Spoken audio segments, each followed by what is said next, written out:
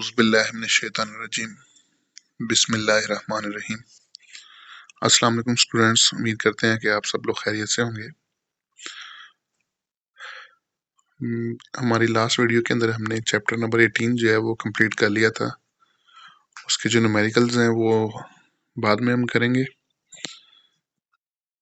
तो आज हमारा एक चैप्टर जो रह गया था, चैप्टर नंबर 12 जो है ऑप्टिकल ज्योमेट्रिकल ऑप्टिक्स, ये हम स्टार्ट करते हैं आज।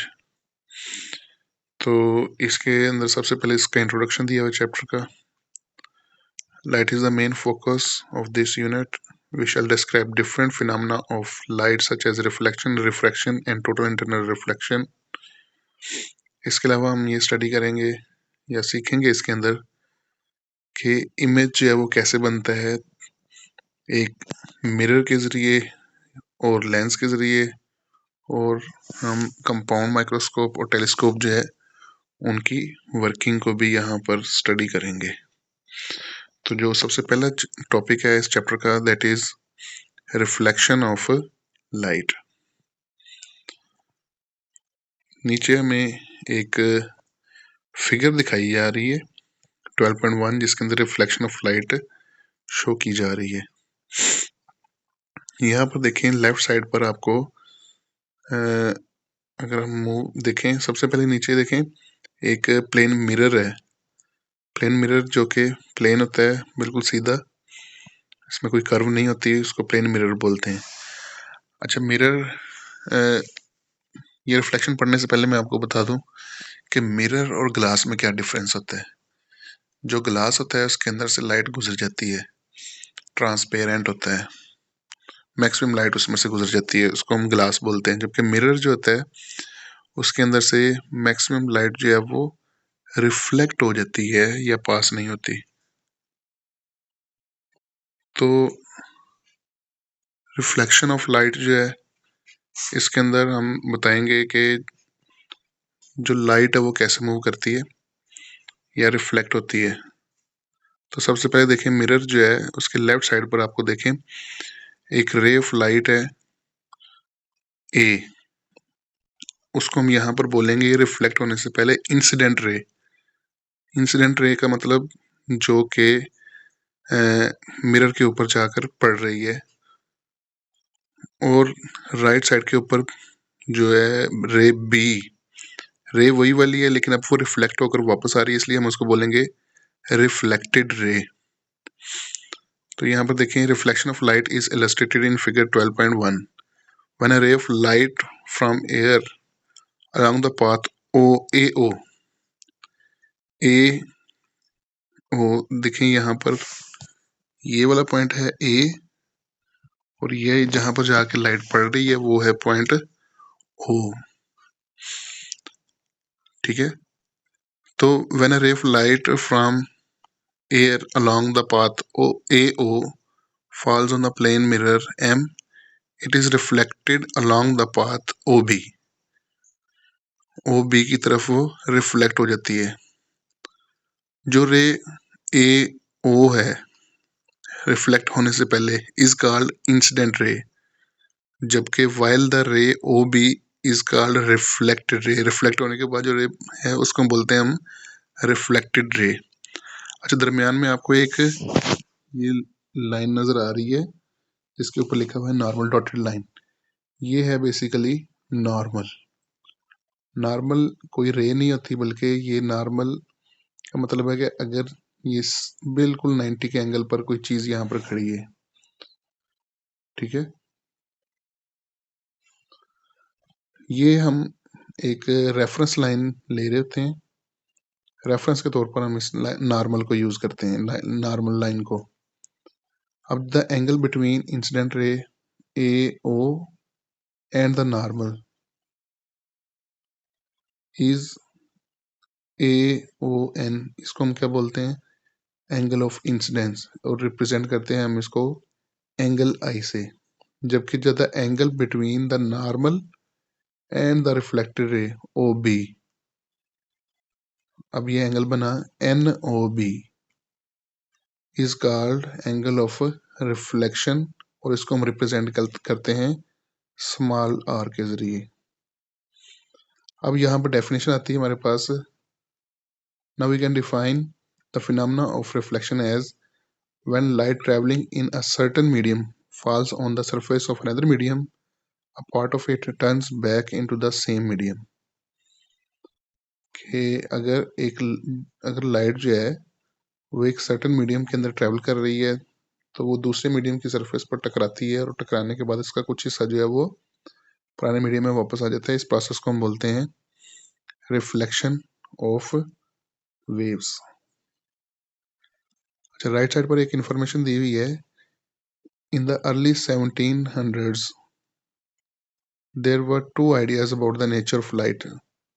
नंबर 1 पार्टिकल नेचर और दूसरा wave nature. Newton put forward the idea of corpuscular nature of light. According to him, light consists of tiny, fast-moving particles. Maxwell formulated the wave theory of light. In 1802, Thomas Young proved the wave nature of light experimentally. Here, in 1900, Planck suggested that light consists of small packets of energy called photons. उसके बाद later on idea of photon was confirmed by experiments. Now we know that light has dual nature, light as well as particle nature. तो ये दोनों ये बताया हुआ था कि नेचर क्या है लाइट की। तो ये डिफरेंट थ्योरीज थी और लास्ट पे जो फाइनल हुआ कि लाइट जो है वो वेव और पार्टिकल नेचर दोनों ही होती हैं इसकी। अच्छा जी, हमने ये डेफिनेशन समझ ली है। When the light traveling in a certain medium falls on the surface of another medium, a part of it turns back into the same medium। ये इसकी डेफिनेशन थी रिफ्लेक्शन की। उसके बाद आता है हमारे पास लॉज ऑफ रिफ्लेक्शन। रिफ्लेक्शन के 2 लॉज हैं, बहुत ही इंपॉर्टेंट है। ये क्वेश्चन में, शॉर्ट क्वेश्चन में भी आ जाते हैं लॉज ऑफ रिफ्लेक्शन। तो नंबर 1 देखें, the incident ray, the normal and the reflected ray at the point of incidence all lie on the same plane. देखें ये यहाँ पर फिगर के अंदर दोबारा देखें, ये प्लेन है। इस प्लेन के अंदर देखें इंसिडेंट रे और फिर नॉर्मल और रिफ्लेक्टेड रे, इस तमाम एक ही प्लेन के अंदर मौजूद है। पॉइंट ऑफ इंसिडेंस के ऊपर सारे एक ही प्लेन में मौजूद हैं। ये फर्स्ट लॉ था।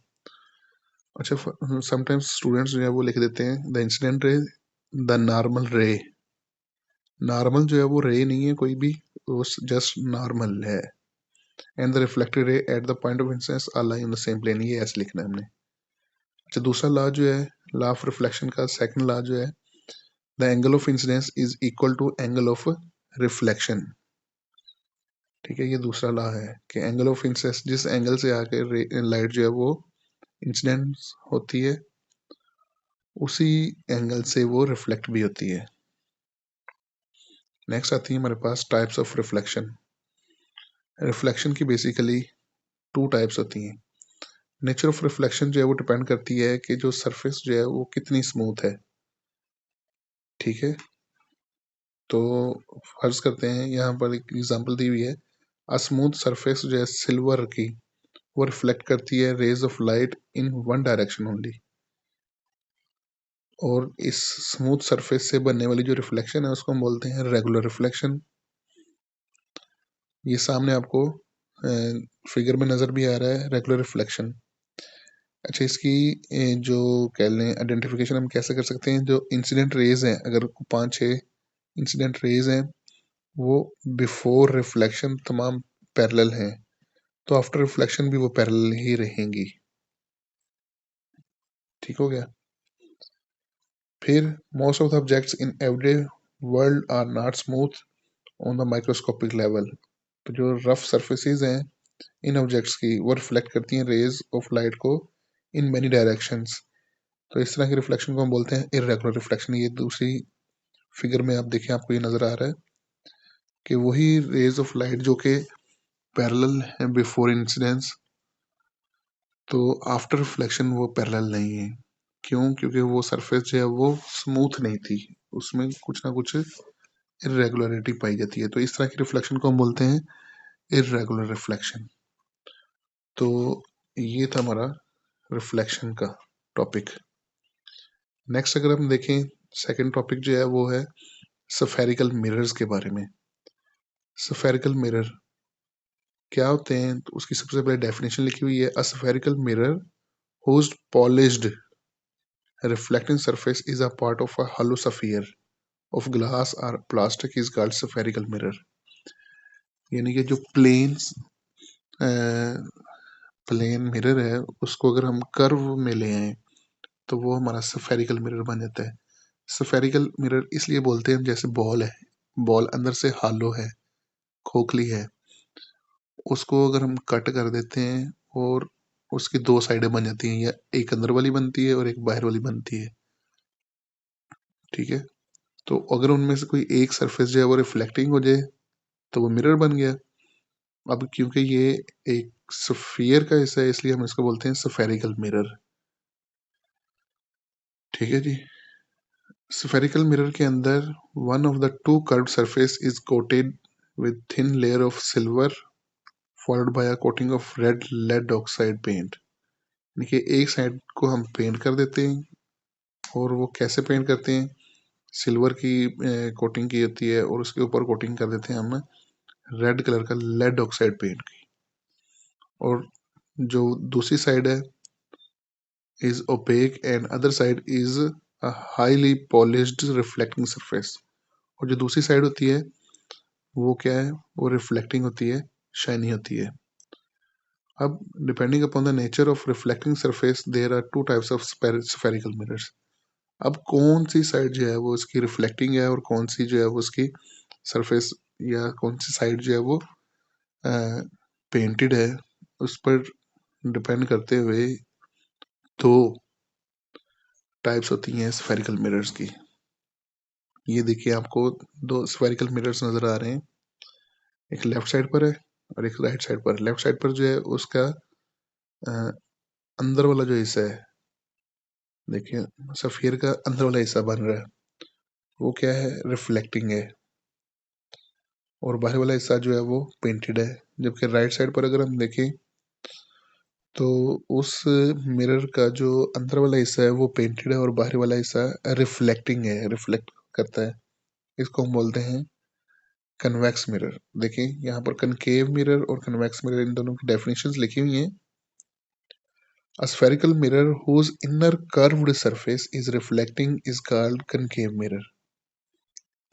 ऐसा स्फेरिकल मिरर जिसका अंदर वाला कर्व्ड सरफेस जो है वो रिफ्लेक्टिंग हो उसको हम बोलते हैं कनकेव मिरर। कनकेव मिरर के अंदर जो साइज है किसी भी इमेज का वो डिपेंड करता है पोजीशन ऑफ द ऑब्जेक्ट, के ऑब्जेक्ट जो है वो किस पोजीशन पर पड़ा हुआ है। Both virtual and real images can be found by a concave mirror. एक कनकेव मिरर से वर्चुअल और रियल इमेज दोनों ही बन सकते हैं। नेक्स्ट आता है हमारे पास कन्वेक्स मिरर। कन्वेक्स मिरर ऐसा मिरर होता है जिसकी आउटर कर्व सरफेस जो है वो रिफ्लेक्टिंग होती है, उसको हम कन्वेक्स मिरर बोलते हैं। कन्वेक्स मिरर के अंदर जो साइज है इमेज का वो हमेशा उस ऑब्जेक्ट के साइज से बड़ा ही होता है, और इससे हमेशा वर्चुअल और सीधा इरेक्ट इमेज ही बनता है।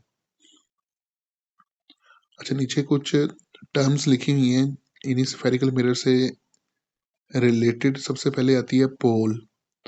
पोल क्या होता है, इट इज, ये डेफिनेशन है, ये बहुत इंपॉर्टेंट है, ये आ जाती है लाजमी, इनको अच्छे तरीके से लर्न करें। पोल क्या है, it is the mid point of curved surface of spherical mirror. इसको हम वर्टेक्स भी बोलते हैं, it is also called vertex. Spherical mirror का जो मिड पॉइंट होगा, बिल्कुल दरमियानी हिस्सा, उसको बोलेंगे हम पोल। सेंटर ऑफ कर्वेचर क्या होता है, बेसिकली जिस सफियर का वो स्फेरिकल मिरर हिस्सा है, ठीक है, उसके सेंटर को हम बोलते हैं सेंटर ऑफ कर्वेचर। जैसे कि ये फिगर में नजर आ रहा है, फिगर में यहाँ पर देखेंगे स्फेरिकल मिरर था, पोल की भी, पोल क्या है, mid point of the spherical mirror, और सेंटर ऑफ कर्वेचर देखिए वो जो सफियर था, जो बॉल थी, उसका जो सेंटर है उसको सेंटर ऑफ कर्वेचर बोल रहे हैं। ये दोनों साइडों पर, दोनों फिगर्स में बताया हुआ है। ठीक है जी। अच्छा, स्फेरिकल, ये सेंटर ऑफ कर्वेचर की डेफिनेशन देख लें। A spherical mirror is a part of a sphere. The center of this sphere is called center of curvature. आगे आता है radius of curvature. Radius of curvature होता है पोल से लेकर सेंटर ऑफ कर्वेचर तक का जो डिस्टेंस है उसको हम बोलते हैं radius of curvature. It is the radius of the sphere of which spherical mirror is a part. यानी कि वो जो बॉल का रेडियस होगा उसको रेडियस ऑफ कर्वेचर बोलते हैं। आगे आता है principal axis. It is the line joining the center of curvature and the pole of the spherical mirror. Center of curvature और pole of the spherical mirror जो है, इन दोनों को ज्वाइन करने वाली जो लाइन है उसको प्रिंसिपल एक्सिस बोलते हैं। उसके बाद आता है हमारे पास प्रिंसिपल फोकस। प्रिंसिपल फोकस क्या होता है? After reflection from a concave mirror, rays of light जो कि पैरेलल होती हैं प्रिंसिपल एक्सिस के, converge to a point F. This point is called the principal focus of the mirror. ये देखें, ये हमारे पास एक कनकेव मिरर था। इसके ऊपर तीन ये जो प्रिंसिपल एक्सिस है ना, इससे ऊपर तीन रेज ऑफ लाइट और तीन रेज ऑफ लाइट नीचे हैं। ये सारी मूव कर रही हैं towards the concave mirror. Reflect होने के बाद ये सारी रेज जो है वो एक पॉइंट एफ में से गुजर रही हैं। इस पॉइंट एफ को बोलते हैं हम प्रिंसिपल फोकस। ठीक है जी, principal focus. Since rays actually pass through this point, therefore it is called real focus. अब कन्वेक्स मिरर में देखें, कन्वेक्स मिरर में देखें ये रेज ऑफ लाइट वैसे ही कन्वेक्स मिरर की तरफ आ रही हैं और रिफ्लेक्ट होने के बाद सारी बिखर रही हैं, डाइवर्ज हो रही हैं। ठीक है, कोई भी एक दूसरे से नहीं मिल रही। लेकिन अगर इन रेज को हम पीछे की तरफ प्रोड्यूस करें, डॉटेड लाइन से शो किया हुआ है पीछे देखिए, ये डॉटेड लाइन से पीछे, तो ये ऐसे फील होता है कि ये सारी एक ही पॉइंट एफ में से आ रही हैं, निकल रही हैं। तो ये कन्वेक्स मिरर का प्रिंसिपल फोकस है। अब यहाँ पर हमें ऐसे फील हो रहा है कि दे आर कमिंग या originating from the principal focus F, लेकिन हकीकत में ऐसा नहीं है, वो तो एक दूसरे से डाइवर्ज हो रही है। इस वजह से इसका प्रिंसिपल फोकस जो है वो वर्चुअल होता है। तो अब इसको पढ़ते हैं जरा, ये देखें। In case of convex mirror, the rays parallel to the principal axis after reflection appears to come from a point F situated behind the mirror. दूसरे अल्फाज में हम ये भी कह सकते हैं, in other words, rays of light appear to diverge from F. This point is called principal focus of the convex mirror. Convex mirror are also called diverging mirrors. इनको diverging mirrors भी बोलते हैं। और जो the principal focus of convex mirror is virtual focus. क्यों ऐसा क्यों होता है? Because the reflected rays do not actually pass through the principal focus, it but appears to do so. ये था प्रिंसिपल फोकस। यानी कि प्रिंसिपल फोकस जो है कनकेव मिरर के लिए उसकी कोई और डेफिनेशन है और कन्वेक्स मिरर के लिए कोई और डेफिनेशन और एक्सप्लेनेशन है। आगे आता है फोकल लेंथ। फोकल लेंथ क्या होता है? It is the distance from pole to the principal focus measured along the principal axis। जो प्रिंसिपल एक्सिस लाइन है उसके ऊपर जो डिस्टेंस होता है पोल से लेकर कहाँ तक का, प्रिंसिपल फोकस तक का, उसको बोलते हैं हम फोकल लेंथ। ठीक है जी। तो फोकल लेंथ जो है वो रिलेटेड होती है रेडियस ऑफ कर्वेचर के, यानी कि रेडियस ऑफ कर्वेचर का हाफ होती है focal length. This means that as the radius of curvature is reduced, so 2 is the focal length of the reflecting surface. कि अगर रेडियस ऑफ कर्वेचर कम होता है तो फोकल लेंथ भी कम होती है, रेडियस ऑफ कर्वेचर इंक्रीज होता है, फोकल लेंथ भी इंक्रीज हो जाती है। अच्छा जी, अब ये कैरेक्टरिस्टिक्स प्रिंसिपल फोकस के नीचे लिखे हुए हैं, कन्वेक्स मिरर और कनकेव मिरर के। तो देखें, the focus lies behind the mirror convex mirror में, जबकि कनकेव मिरर में focus lies in front of the mirror. फिर कन्वेक्स मिरर में देखें, the focus is virtual as the rays of light after reflection appear to come from the focus. ऐसा feel होता है कि वो रेज जो है वो प्रिंसिपल फोकस में से आ रही हैं, जबकि कनकेव मिरर के अंदर फोकस जो है वो रियल होता है as the rays of light after reflection converge at the focus point. ठीक है जी, यहाँ तक आप कर लें, अच्छे तरीके से इसको लर्न करें। कोई क्वेश्चन है, कोई क्यूरी है तो आप पूछ सकते हैं। Thank you.